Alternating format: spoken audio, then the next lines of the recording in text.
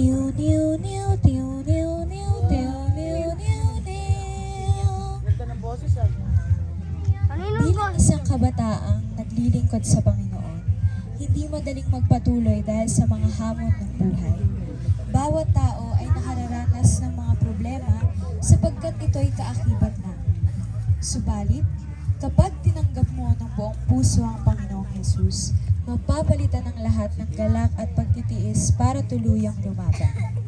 Ngayong gabi, tunghayan natin ang kwento ng isang kabataan na nanatili sa paglilingkod kahit kaakibat ito ay malaking hamon at pagsubok.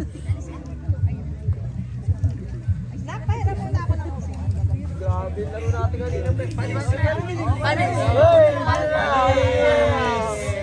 Wala kang sinabi. Enjoy lang, enjoy lang. Oh, wait lang guys. Ba, pwede ko kayo makausap kahit saglit. Okay ko, alam ko to. Ay, nyo agad. Yung mama mo, tawag ka. Ito, tutubukan ka na ng sungay. Uy na, saglit lang naman to eh. Ay ko. Sige, hindi na kayo dun. Dito na ako. Sige, dito na ako. Gusto lang sana ito i-invite sa church namin, sa JCLW, 9 a.m. every Sunday. Baka free ka nun that time. Sige ah, wala naman akong ginagawa sa bahay. Laging Sige, basta mo yan ha.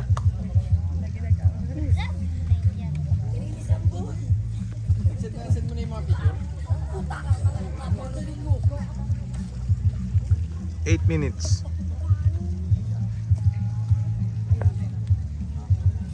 Ayan, and sa ating pagtatapos, lagi nating tandaan na si Lord lang yung makakapagpabago sa atin. Hindi natin kayang baguhin yung sarili natin, kaya laging maging reminder sa bawat isa na lagi tayong mag-pray, lagi tayong tumawag sa ating Panginoon. Ayan, see you next Sunday! Sige po. So, Vince, may papakilala pala ako sa'yo. Siya pala si Brother Dave and si Brother Axel. Nakalaro mo kanina. Si Brother Vince, bagong member ng church natin. Welcome to Canada lagi. Punta ka lagi to yung Sunday ah. Maraming food trip dito. Masaya ka ba ngayon? Parang hindi naman. Pakita mo naman yung saya mo yan. Masaya kasi nasama sila sa At dahil masaya si Vince, tatambling siya ng 3 beses.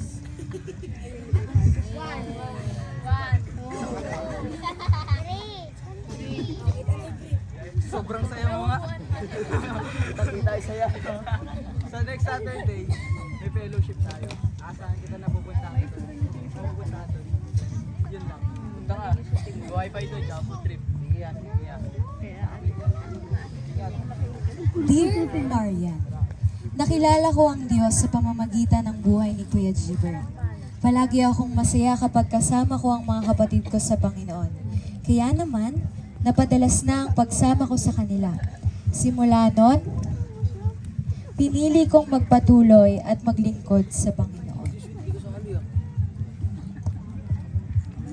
Anong boses na pinanihin? Kaya naman, ayun yung aral, sabi niya yung aral na ito. Napatuloy tayo maglingkod sa Panginoon. At tuloy yung nararanasan natin sa araw-araw sa kahirapan. Papalitan ko ng Panginoon ang kasiyahan. Lagi natin tatandaan yun. And Vince, gusto ko lang i-share sa'yo and gusto lang kitang tanongin kung sakaling mamamatay ka ngayon. Hindi naman, wag naman sana, syempre, di ba? Pero darating rin yung araw at kukunin tayo ng Panginoon. Alam mo ba kung saan ka mapupunta? So, nagpapasalamat ako sa Panginoon dahil alam mo at kung saan ka mapupunta. And pwede ba kitang may panalangin ngayong araw na ito? Sige, ilay hands natin si Kuya Vince para sa ating panalangin. Lord, salamat Panginoon sa buhay ni Kuya Vince. Panginoon Lord God, patunay nga Panginoon nakatala na. Panginoon Lord God, ang kanyang pangalan sa aklat ng buhay para kung sakali siya'y kukunin mo na Panginoon, ikaw ay makakasama niya dyan sa kariyan mo sa langit. Sa iyo ko na po inabilin ang buhay ni Kuya Vince. Sa iyo ko tinataas ang aming mga dalangin sa pangalan ni Jesus. Amen. At tinanggap ko nga ang Panginoong Hesus sa buhay ko. Akala ko nung una, palaging masaya at maginhawa kapag nasa presensya ka ng Diyos. Ngunit hindi pala.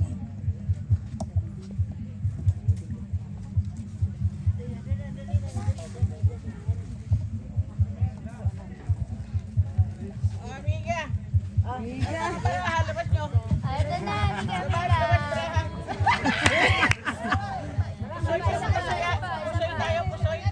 Pusoy tayo, pusoy. Ito ka, Mika.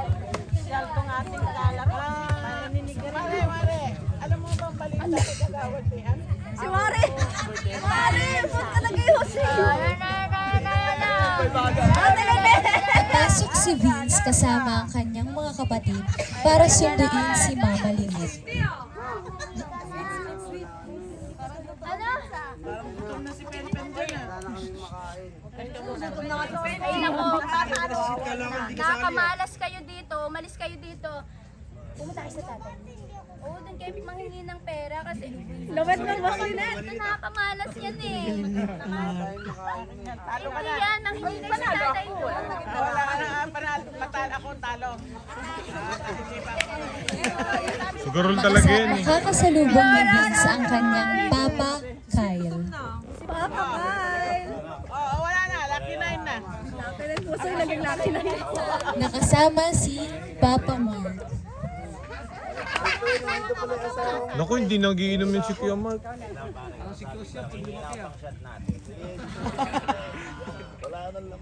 Asawa ko. Baka may pera ka dyan. Mangingi sana ako ng panginom namin ng kumpare ko. Ah? Wala na nga akong pera dito eh. Kaya nga eh. Ano ba kailangan mo? Talo na nga kami. Naglalaro pa kami dito. Pero pera. Wala akong pera. Eh na, baka may pera ka dyan. Tayong lamesa ta, sunog na ta. Nakakamalas naman kayo dito. Pati yung mga anak ko nandito kanina eh. Ay nako, kayo na lang dito maglaro ha.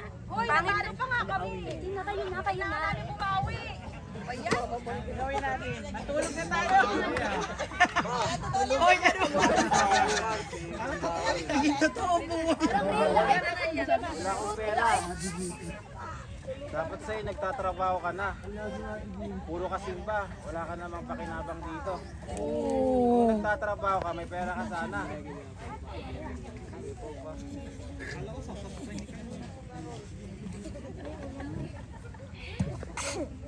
Galing ni Sweet.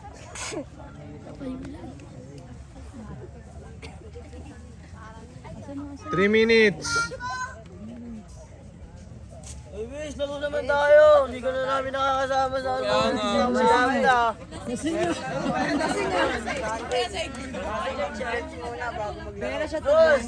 Ay, Mormon. Ay, puro ka simba. Dahil ka, nagbumura ka sa likod ng bahay. Yung mama mo, yayain mo. Kaya nga tayo magsisimba para bumawi. Ay! Pas kami dyan.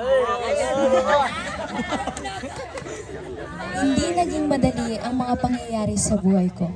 Pilit ko mang itago, pero ang totoo, nasasaktan na ako. Hanggang sa dumating ang panahon na napagod na ako. Lord, magkakatiwala ako na sa ito, Lord. Si Lord? Pagkakatiwala ko sa iyo, si Lord. Sana, gabayan mo kami, Lord, ng mga pamilya ko, Lord. Titiwala na ako sa'yo. Pinaka-video kayo na kami.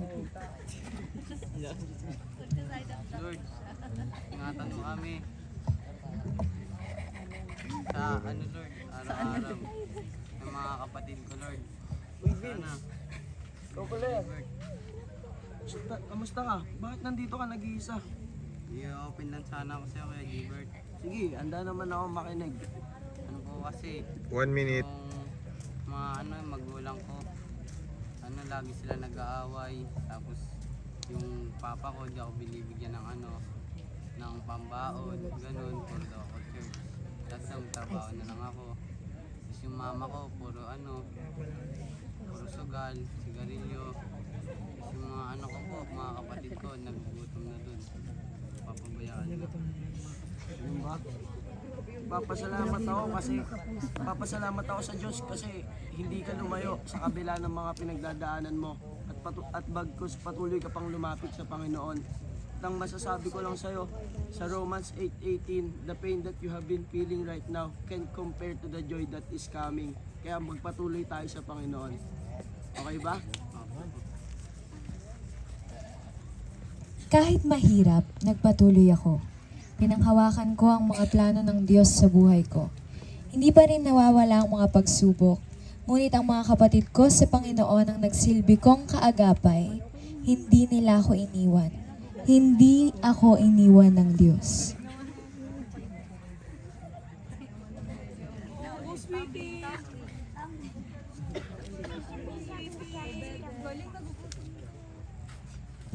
Alam niyo ba mga kapatid ko, di kayo mapabayaan ng Panginoon. Lagi lang kayong magdasal para sa mga kinabukasan niyo. Lagi lang siya nandyan. Lagi kayong mag-pray. Yun lang.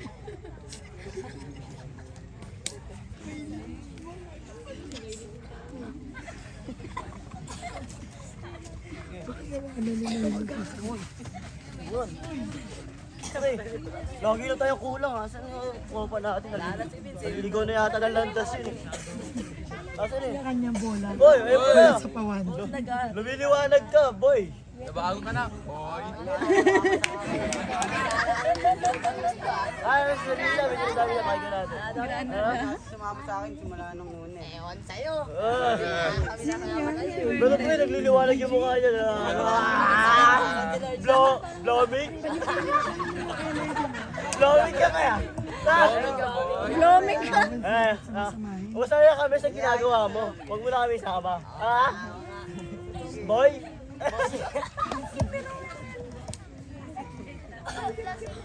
Blooming ka.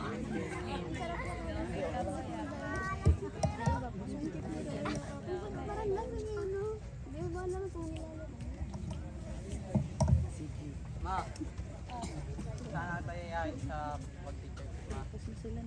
Para, para mga pag-iwas-iwas ka na rin sa pag-teacher. Ano mangyayari sa akin doon? Gagabayan tayo ng Panginoon. Dito, mahal na mahal ko kayo ng mga anak ko.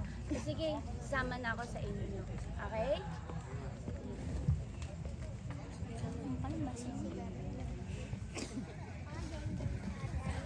Tol, mukhang tama ka. Mukhang kailangan namin yung sinasandigan mo yan. Akala namin masaya sa mundo eh. Akala namin okay na kami.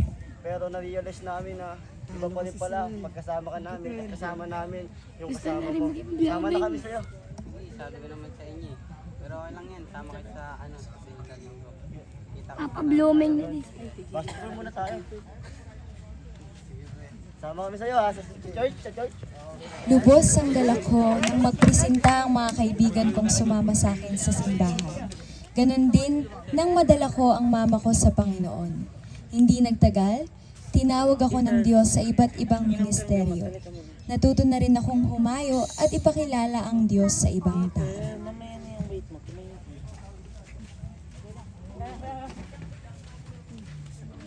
Amen, sige.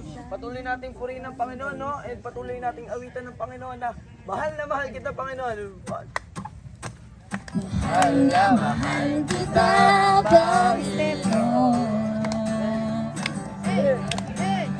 Mahal na mahal kita, Panginoon. Kailan may di kita ikapapalit. Pagkat sa piling mo'y langit. Grabe yung mga tambay, oh. Mahal kita, Panginoon. Mahal kita, Panginoon. Hindi ko akalain, sasayaw ako ng ganito na. Salamat, Bin.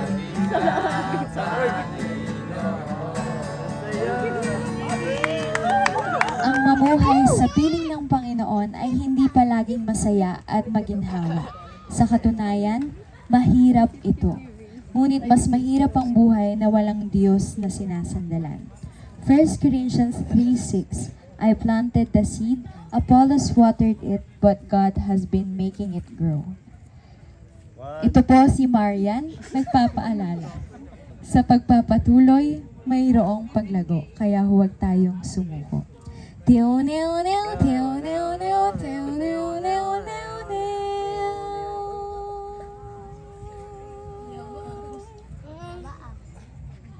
Bola.